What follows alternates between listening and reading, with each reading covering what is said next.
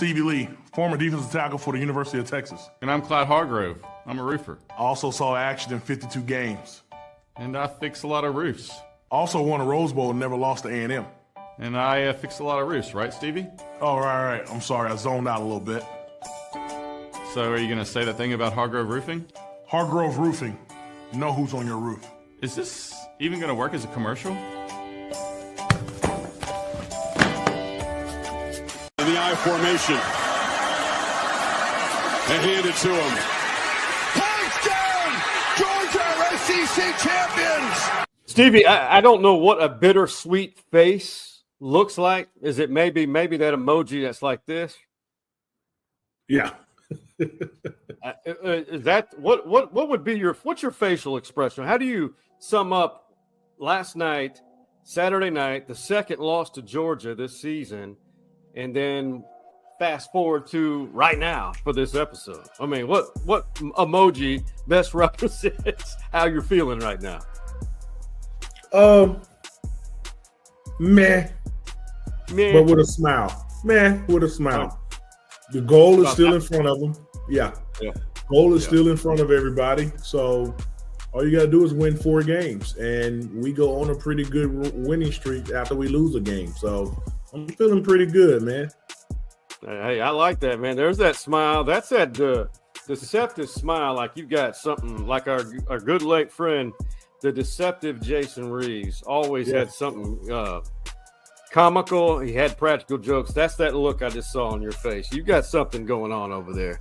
I am Sean Clinch, the host of Stories Inside the Man Cave. That's Stevie Lee, the former Texas defensive tackle, played for the great Mac Brown. He is the co-host of the Pass Rush with Stevie Lee and other episodes. And these episodes would not be possible without the beautiful logos and the company out of Shreveport, Louisiana, the hometown of the Stevie Lee, Hargrove Roofing. Tell us briefly a little bit about our Hargrove family, Stevie.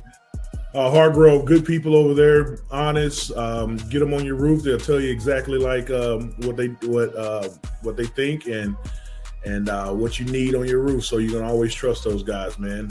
Good people coming out of Shreveport, Louisiana, and then made their way from East Texas all the way into Central Texas, man. So those are my guys. Hargrove Roofing, know who's on your roof. I don't know why it gets me every time. Hey, Texas, Georgia, part 2. Texas now 0-2 against Georgia, but man, what a boxing match. What a hard-fought fight. But today, the good news, more tackle football at DKR. Stevie, are you ready? I'm ready. Man, let's ride, baby.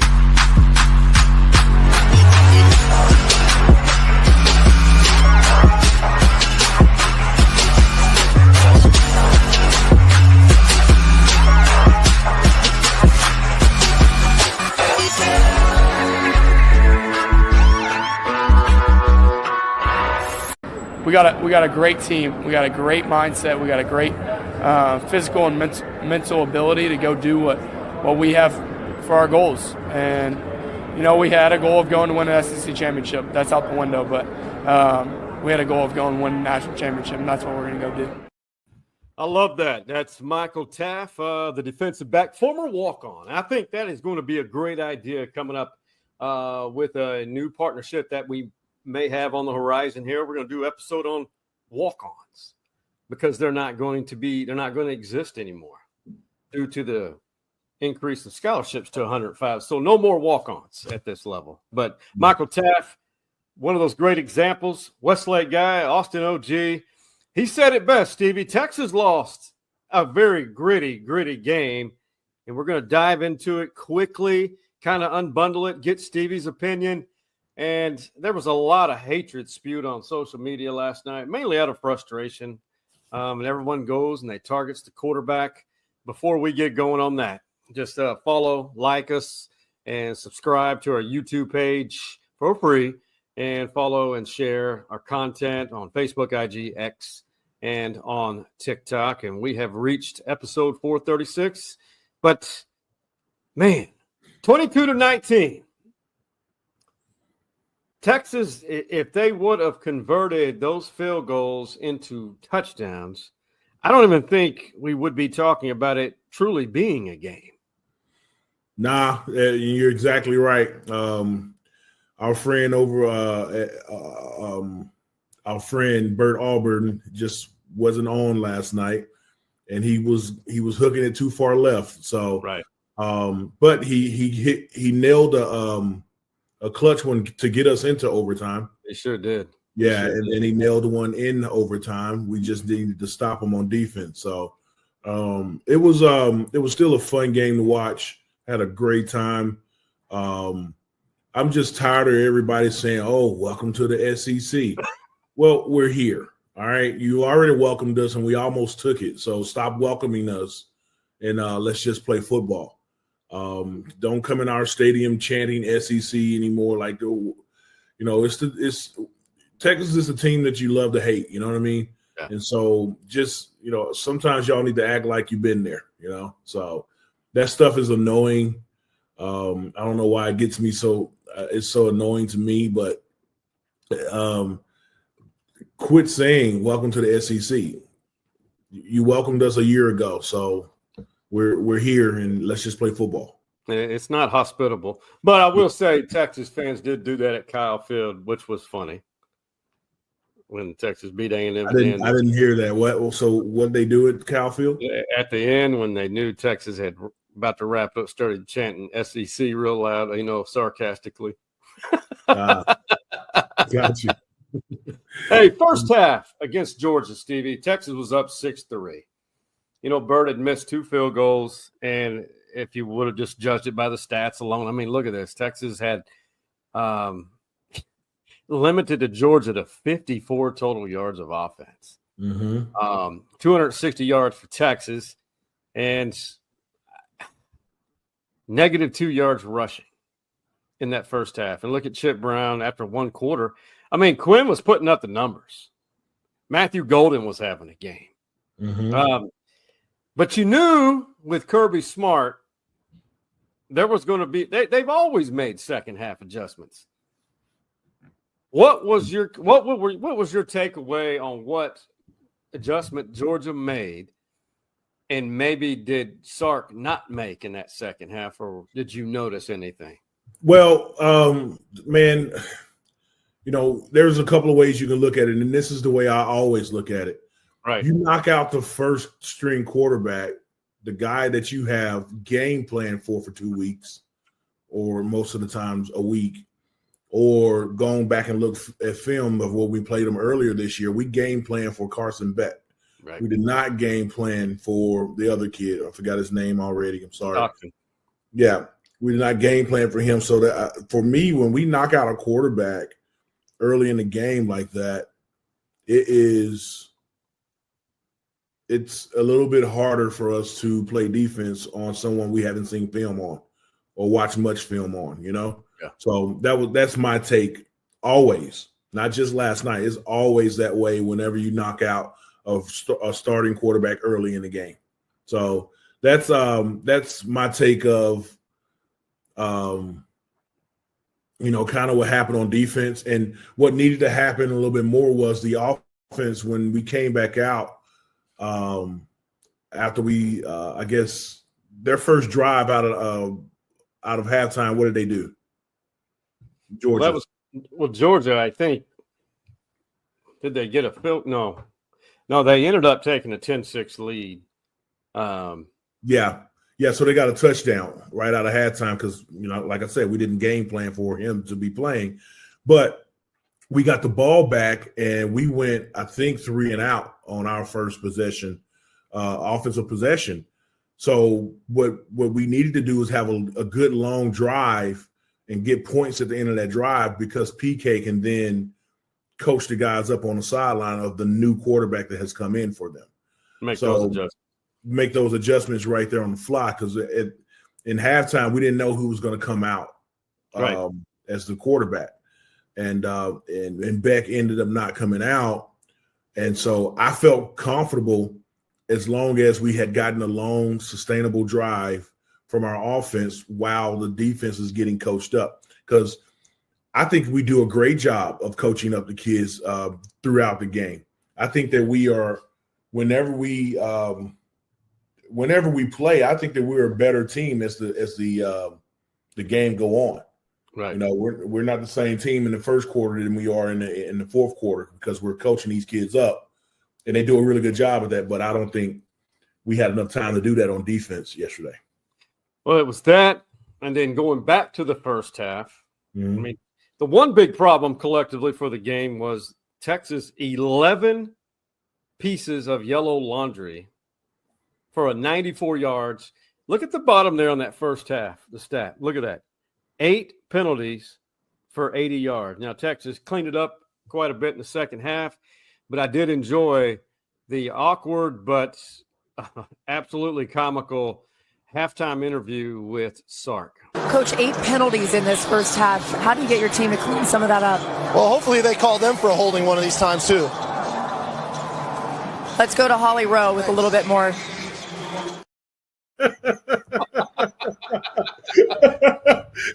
Coach looked at her like, "Enough said." That's what I said. What I said. Right. You got something else to say, Holly? I mean, something about to say? Well, before you pitch it to Holly? Yeah. I mean, let's be honest, Stevie. You played on the defensive line. There's holding on every play. Every single play. If we really want to be honest with everybody. Mm-hmm. But and also the I can't remember if it was first half or second half, but we got a roughing the passer penalty on Beck, on Carson Beck. So yep. Oh yeah, the first half, and I didn't see roughing the passer. He was already going down as our guy was aiming for the midsection, and I guess he got him, grazed him across the head. But at that point, you know, he's kind of a runner running away, you know, and so we're playing football, man. If he's going down and we're going down and make sure he's going down, that's just football. It's a football play. Right. Or momentum carries you into the offensive player. These quarterbacks, man, I get it. You need to protect them, but we're going too far. But I'm not saying there's any conspiracy, because here's what I'm getting sick of. Everybody, all these SEC officiating, they're biased against Texas. They suck, da-da-da-da-da. The same thing they were saying about the Big 12 officials. You know, listen, I don't know why. I just think Texas has bad luck for some awkward reason.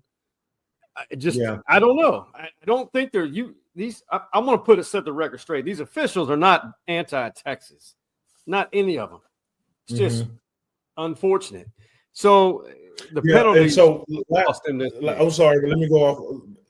Last year, though, and I watched the Big 12. Big 12, they don't have any bias on any team. They're just bad officials. They're just bad. They're just bad across the board. And this year, you're right. I don't see bad officiating because we're Texas. If it's a bad call, they've had bad calls on both sides, you know. So, but I will say this: the officiating in the SEC is head and shoulders above the officiating that was in the Big 12 when we were there. That's fair. Yeah. Now, Stevie alluded to it. Gunnar Stockton was a highly recruited quarterback that Georgia has as their backup. Carson Beck, clearly Texas put a beating on him, and toward the end of the first half at the last play, he was hurt. And Texas did their job defensively. Now, Gunnar, a little bit, I don't know, it kind of has the effect that Arch Manning has when he goes in, but Gunnar, for a backup quarterback, did a great job.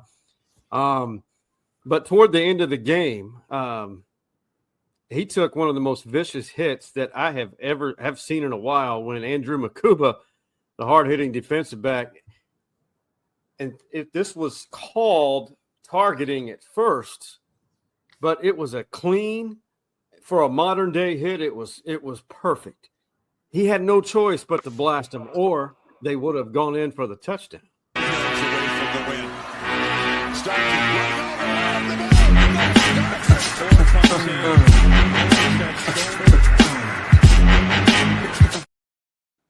Whew. Kuba put it on him. Yeah, he did. Came downhill. Yeah, he sure did. That was it. That's how you do it on run support. And I think Kirby Smart, what he said after the game, I don't have it verbatim, but he complimented Texas. Said that is, I think he said it's the most physical team we play all year or have played.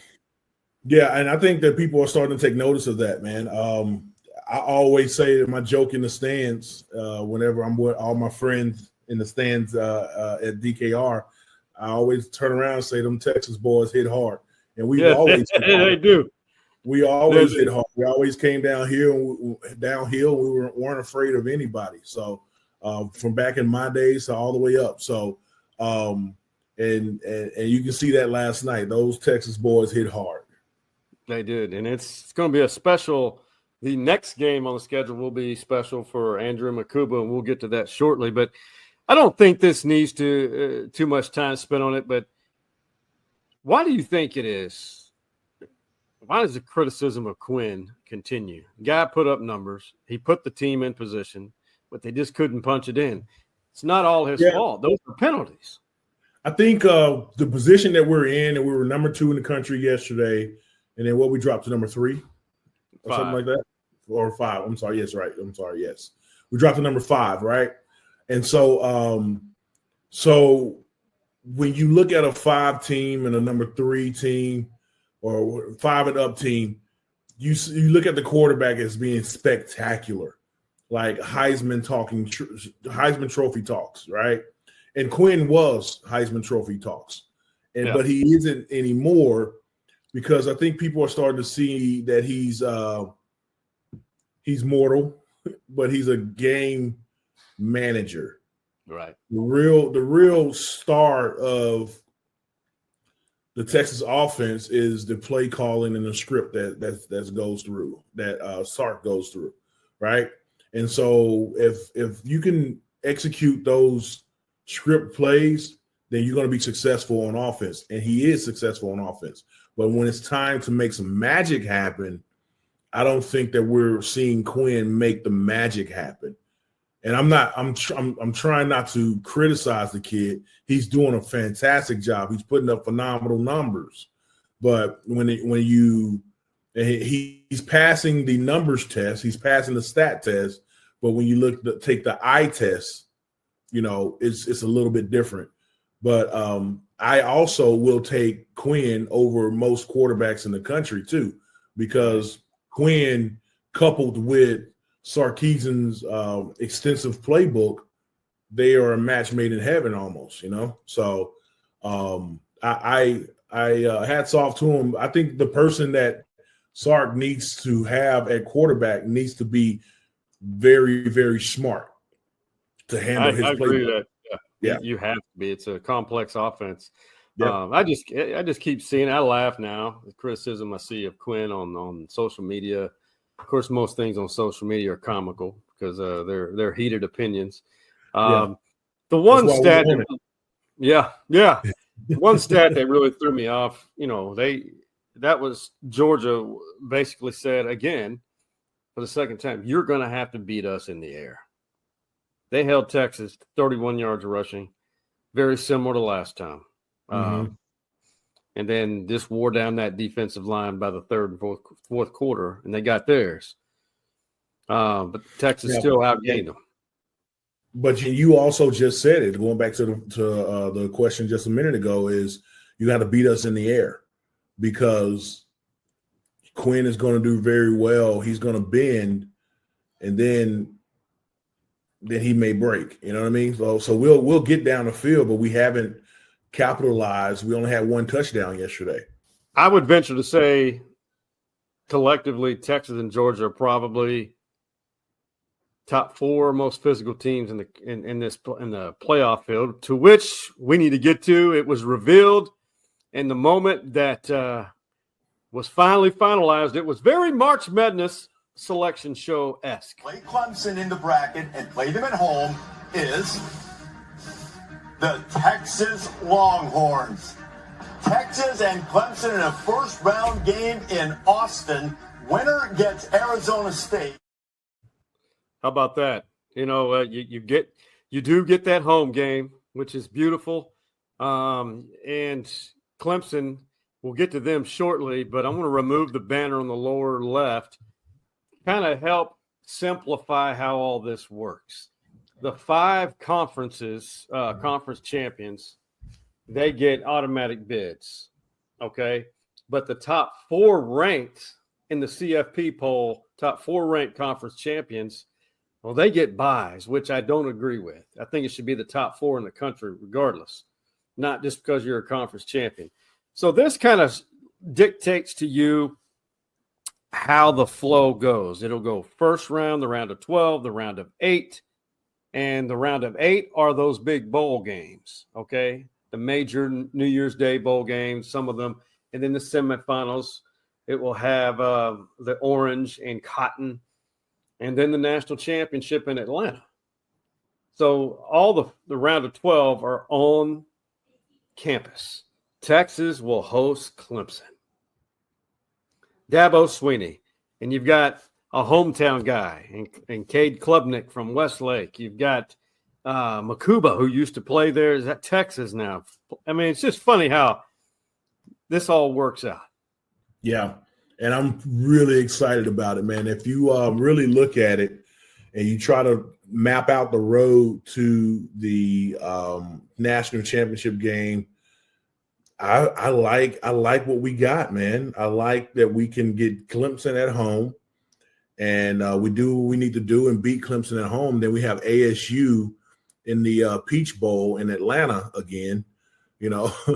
And the other thing about that is I don't think the Peach Bowl ever seen such a matchup before. Because, yeah, typically it's a SEC team in the Peach Bowl, right? And now we got, usually. And then so now we got ASU, a West Coast team, and then Texas in the Peach Bowl. Yeah, of course, Arizona State, but it's 12 champions. Yeah. Yeah, exactly. So, well, they're typically not in the Big 12. So it's all just weird to me right now. So it's just going to take some time to get used to it. And Oregon, so, Big 10 champion. Yeah, exactly. A Big 10 champion is Oregon. But anyway, it's going to be fun, man. But I think that Texas has the easier road right now to the national championship game. No, you're right about that. So if you notice Alabama didn't get in, the 3-loss Alabama, which I firmly agree with. I'm not saying they're not worthy. SMU got in. They lost the ACC championship to Clemson and at the end, and they chose SMU. God, this makes me feel like we're in the early 80s, mid-80s with the Pony Express. Back they showed everybody what NIL looked like before it was legal. Mm-hmm. But they'll go to Penn State. I mean, if you look at that, 3 of the 4 matchups in that round of 12 are in cold weather cities. Notre Dame, Penn State, Ohio State. Oh, wow. You're exactly right. And it should be beautiful here in Austin, Texas. Should be. I hope so. And they moved it to the daytime instead of night here in Austin. So it starts at 3, right? Correct? 2 or 3. I can't remember. Yeah. Yep. So we'll see, man. It's going to be fun. It's going to be a lot of fun. And, Texas will, if they continue to advance, if they advance and they beat Arizona State, they'll more than likely play either Oregon, Ohio State, or Tennessee in the national semifinal. But I got to ask your thoughts, though. What's your thoughts on Bama being left out? That's a tough one for me, man, because their strength of schedule is pretty tough. They played Georgia, and they beat Georgia, right? They beat Georgia. They beat Georgia. So they beat Georgia, but still get left out of the playoffs. And if we are all being honest, you take most of these teams in the top 12 and put them up against SMU, SMU doesn't win. Okay. So that's the strength of schedule test and eye test and all that stuff. This, if you're really being honest, man, this bracket looks weird with SMU in it. It does. Yeah, but I'm happy that they're there. It's a great campus, great school. They're raising a lot of money, and they're going to change their program up there. No, it's changing. And then, of course, Boise State. I mean, they're 3 wins away from a national championship. Exactly. And Boise State is a weird team. It's kind of weird to be in there, but they had gotten really good after they did the that fake play in the Fiesta Bowl that year. It was pretty fun against Oklahoma, yeah. And so they've been good for a while now. But in our lifetime, SMU has not historically been, good enough to be in this round of 12 college football playoffs, Right. So it's a little weird to see that and not to have Alabama in it. Right, 100%. But you look at Alabama, to go to a really bad Oklahoma team and get demolished at Oklahoma, that hurt them. I think that was the final straw. Mm-hmm. They lost to 2 6-6 teams. Yeah. Yeah. No, I hear you. I hear you. So I actually think I remember now, you can blame Auburn for that because Alabama was looking forward to Auburn and did not take OU seriously. And that's why they're not in. Well, OU's defense flexed their – oh, my God. And you get defensive points. It's insane. So Texas will host Clemson in the round of 12. And it's going to be a good day here in Austin, Texas. It'll be the first time to experience something like that. And Sark was asked about that. He talked about the storylines. He talked about everything that this team, and I would venture to say what you're about to hear him say is what everybody who's in this field are saying. We all need a break. We need a break. It's as simple as that. Mentally and physically, this has been a grind, especially last month. We went 5 straight SEC games, including the championship game, 2 rivalry games in there with Arkansas and A&M on the road. So our guys need a little bit of break for a couple days, and then that'll give us as a staff a chance to start game planning and getting to work on it. So that in the latter half of the week we can start implementing those things with them. But I think from our players' perspective, they were excited. There's some crossover there. Obviously, Andrew Makuba, playing great for us right now. Safety transferred from Clemson. Cade Klubnik went to high school right here in Austin, Texas, so it's a coming home party for him. And he and Quinn competing in the state championship game with Michael Taft playing safety as a teammate with Cade Klubnik, getting an interception off of Quinn. So there's a lot of storylines here. And I was at that game. It was the COVID season, if I remember correctly, January of 2021. They had to play the state championships in 2021 for social distancing, if I remember right. And at Jerry World, and Taft showed one of the most athletic interceptions picking off Quinn. South Lake Carroll and Westlake in the state championship. And it, obviously the Dodge Bowl, Todd versus his son, Riley. It's amazing when you think about these storylines and how they all come together. Yeah, that's why we love football, man. It is. And so how Clemson got there, the only way they were going to make it to the CFP, because they were ranked pretty low. They had to beat SMU in order to get in, and they did it with a field goal. And I love this cool shot. This is Cade Klubnik, who is truly a good story. Not only a great quarterback, but a great human being, great family, faith-based.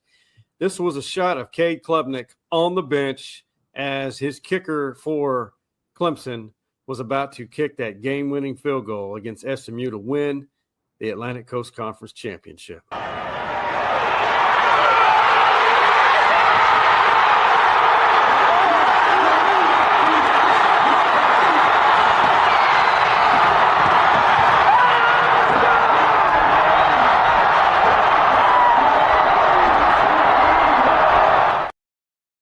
That's so cool, man. He was dancing and running around the field, probably ran for 300 yards just in celebration alone.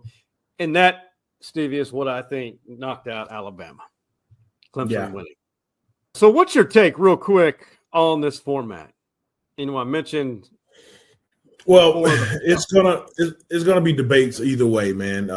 If it was just a 14 playoff, if it was a 12-team playoff, it's gonna be debates. I like it, man. You know, get the most teams you can get in there without, burning these kids out. And I think that we're there. And just put your hand in the ground and play and take it out of the hands of the talking heads like us. Yeah. Yeah. All you got to do now is play. We got the field, go and play the field, So I love this. I'm really excited. I got a phone call last week from Texas ticket office. They said, if we have a first round home game, do you want your tickets? And I said, absolutely. And they said, do you want us to use the card on file? I said, absolutely. So I'm expecting to get a charge now for them for me to get my tickets for that game. And so I'm looking forward to it, man. I looked in my email, and so November 25th, apparently it was a $0 charge to hold it, and I filled out the form online for my season ticket seats. So I better get tickets. That's all I got to say, because they're already going for $500, $300 or $400 a piece on the secondary market. Yeah. Just for shits and giggles, it's in all the bowl games. Just some that I picked that I thought were pretty cool because they do involve some Texas teams and one of UT's opponents. How about Sam Houston in their second or third year in FBS? They won 9 games, and they're in their first ever bowl game. They moved up from FCS to FBS. Sam Houston in Conference USA will play Georgia Southern in the New Orleans Bowl. It's pretty cool. Pretty cool story. Neat. Yeah. And then our guy, Jeff Traylor, it's a rebuilding year, but he still goes bowling on the Myrtle Beach Bowl, which is where the Coastal Carolina Chanticleers, which I think is a cock, a rooster, I believe, a Chanticleer, I think.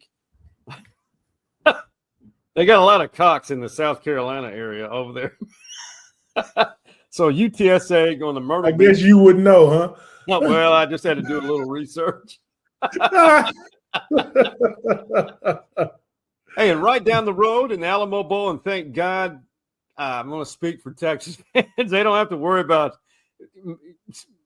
Alamo Bowl anymore, but the Mormons and Primetime's Buffaloes will be down in San Antonio. That's going to be fun. I need to figure out what day that's going to be on. All Big 12 bowl game. Yep. Everyone's talking about it. Our guy, Jay Norvell, 8 games at Colorado State. They're going to play Miami of Ohio in the Snoop Dogg Arizona Bowl. That's funny. That's really funny. Sponsored by Gin and Juice.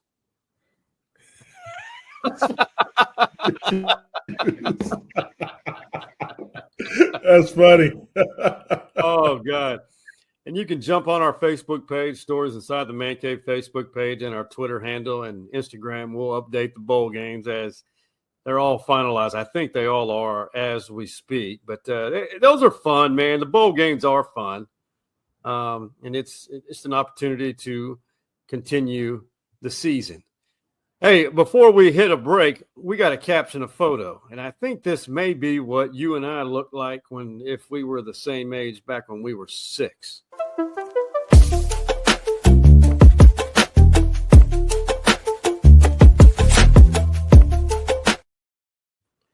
Look at that. 2 young boys. It looks like, I can't tell what that is. Maybe it's soccer. I don't know. Just having a cold one. Fine, cold Pilsner at a game. What would you caption this, Stevie? I would say, hey, man, they're just going to think it's apple juice. Good one. It's just apple juice, Mom. It's just apple juice. Oh, my goodness. I doubt that they had apple juice in the stadium, though. So I'll be the white guy. You be the black guy. Obviously. Oh, so that's you and I younger. Stevie, are they looking at us? Hey, the camera's on us. Let's chug it. Let's chug it when the camera's on us. And then I'm like, ooh. Oh. Ooh. Hi, Mom. Yep. Busted. Hey, we're going to take a quick break. On the other side, Nick Saban has a comical way of his opinion, telling us what his thoughts were on the flag planting and how to end it. And UT football signing day, #1 in the country. We'll talk about that, and we're going to hear a word from our guys at Hargrove. We'll see you on the other side of this break. Here at Hargrove Roofing, we try to think outside the box to kind of get the creative juices flowing. So I brought in my friend Stevie Lee, former defensive tackle for the Texas Longhorns. He's going to help the team strategize, really motivate them, light a fire. This guy's going to block down. This guy's going to block down. You put your butt into the guard, and that way my Mike linebacker gets free to do what? Not only are they going to learn a thing or two, but they're going to also leave with a great attitude and a bunch of smiles on their faces. I'm sorry, what does this have to do with roofing exactly? Get out. Right now. I said get out. For me, that's what it's all about. It's just having fun, making our employees have a great time. Hargrove Roofing. Know who's on your roof. Happy holidays to you from myself and everyone with ties to Stories Inside the Man Cave podcast. I am Sean Clinch, the host of Stories Inside the Man Cave. We love our community and giving, especially during Christmas and the holidays. But there is one organization I truly love year-round, in particular this time of year in the Austin area. It's Partnerships for Children.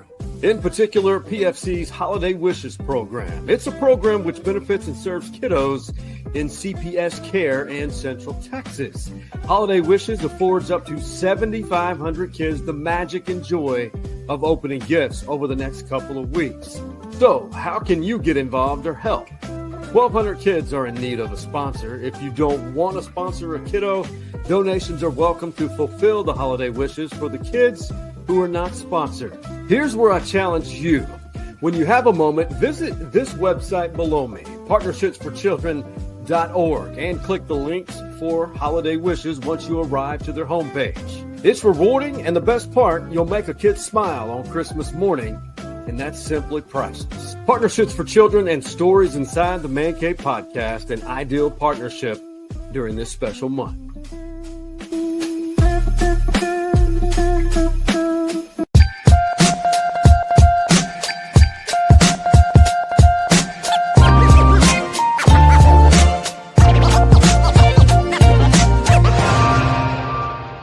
First of all, I think we need guidelines, but I think to fine these schools $100,000 is like worrying about mouse manure when you're up to ears in elephant shit. All right, so, there's got to be, we got to have guidelines. All right, and I would be more upset with my team trying to plant the flag because I think that's disrespectful and doesn't show much sportsmanship. You want to defeat the other team, but this disrespect that everybody wants to show is probably not a good part of the game. And I think you have to protect the brand. Okay. I got it. Yeah. He's going more filter free as the more College Game Day episodes occur. Yeah. I like it. It's a different side to Coach Saban, man. I like it. I love it a lot. Yeah. You got to protect the brand as a whole. It's not individual schools or water bottle incidents. You got to figure out a way. It's just $100,000 for some of these programs is nothing at all. Nothing. That's your kicker. That's it. Yeah, that's your NIL money. So real quick, Texas finished #1 in the country in the early signing period. Addressed the on the line defensive front and they had Justice Terry, the big defensive tackle out of Georgia, signed with Texas. Mm-hmm. Would have been fitting for them to beat Georgia the next day, 2 days later. But so C.J. Vogel of On Texas Football, just briefly, this is a part of our interview. It's about 18 seconds on his thoughts because he follows recruiting thoroughly. It's exactly what you'd like to see if you're a Texas fan, right? You've developed and produced the #1 defensive team in the entire country so far in 2024, and you go out and you sign the #1 defensive class, an overall class, in my opinion. I think the defensive side of the ball here is tremendous. So what's your thoughts, Stevie? We thought that maybe the D-line would experience some growing pains, maturation this year. Not the case because you had some guys like Vernon Broughton, and when they lost to Vondre and Byron Murphy, there really hasn't been much of a drop off. Signing guys like that, they did in this early signing period. What have you heard, or what are your thoughts on that, on this class they're bringing in? Big physical defense, man. Our defense is just getting more stacked, and we're going to need that because sustaining success in the SEC, you need a good defense. I'm really excited about the direction this program is in, has taken, and it's going. The recruiting, they're recruiting what they want, and with our success, success on the field, we're getting whatever we want. So it feels like that coach say, I want him, and him. He's getting him, and maybe him. So he's basically getting anything and everything that he wants with the NIL resources that we have at the University of Texas and the success that we're having on the field. We can get anybody we want at this point. Yeah, and shout out to CJ Vogel on Texas Football. Stevie, you contribute to them on Mondays. What's the name of that podcast? It's The Winning Drive. The Winning Drive. I'm typically on at about 3:30. 3:30. See, we're going to cross promote, and Bobby Burton is a legend in the recruiting game. He's a fine American too, except that he lives in Houston. That's the only problem. Hey, back home. So shout out to CJ Vogel, and you can see that episode on our Facebook page and YouTube and on Instagram. It's because CJ has some good points because he's seen all these talents, most of them up close and personal, and he's highly educated. All right, Texas high school football. We're down to the state semifinals, the Final Four. They're started with 32 Austin area schools. There's only 4 remaining. And here's all who is remaining. It's going to be really quick.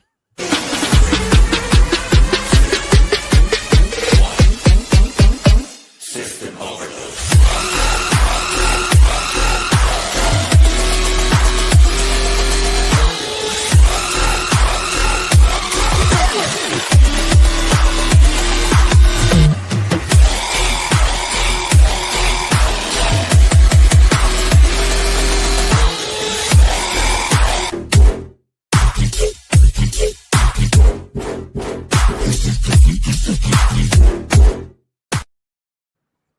Man, I'm gonna try to find a way to use that music more. That was the music of our kicking things off. That long episode that we crushed. That was awesome. Beginning of the season, just amazing. Westlake, this was a rebuilding year, and they beat Lake Travis to go to the semifinals. Wimberley, Doug Warren, and what he's done over there, and our what Vandergriff has become is they are monsters. And Shiner down in I think near the Gonzales area, they're still technically a part of this area. Shiner's a state power. I don't understand how they win every year. They spend money on their football program. I'll tell you that. It's a good time. And Galena Park, North Shore, and Westlake, that's big time. Yep, huge power. TikToking in the man cave. I love it when our parents have jokes and can dish out the sexual humor. It's always a good thing. Try this. Yeah. Just put it in your mouth, swallow, and act like you like it. Yeah. What? What's so funny? You should practice what you preach. Well, I told you I choke on small bones. Okay.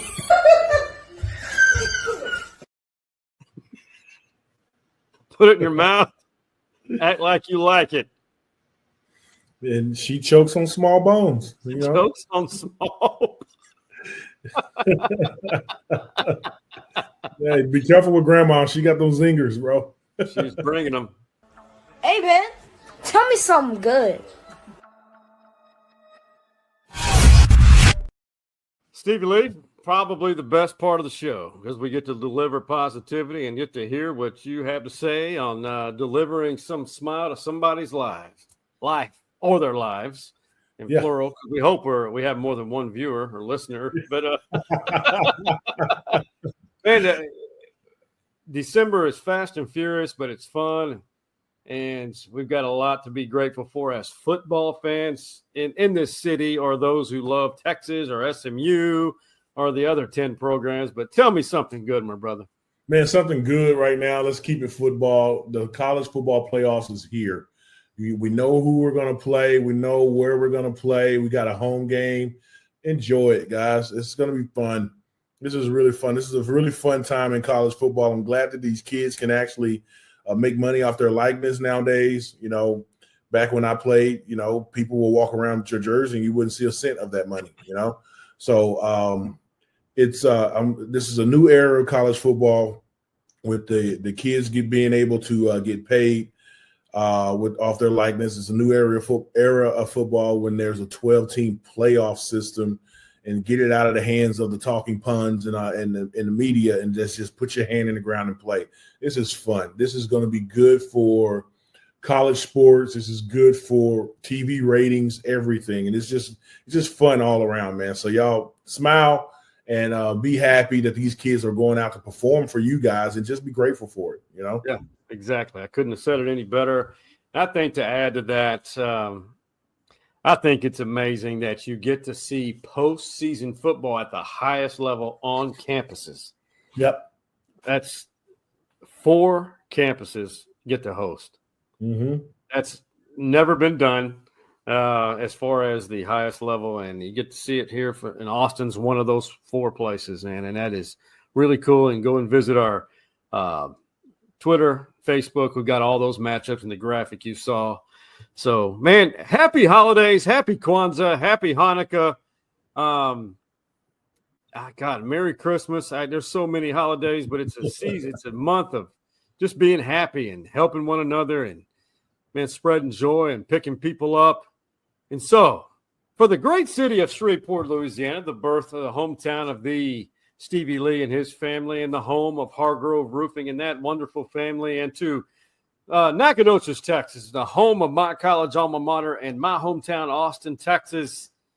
Oh, it's a beautiful place. We are very lucky. And to you, the viewer, listener, wherever you are, you're a beautiful human. Don't forget it.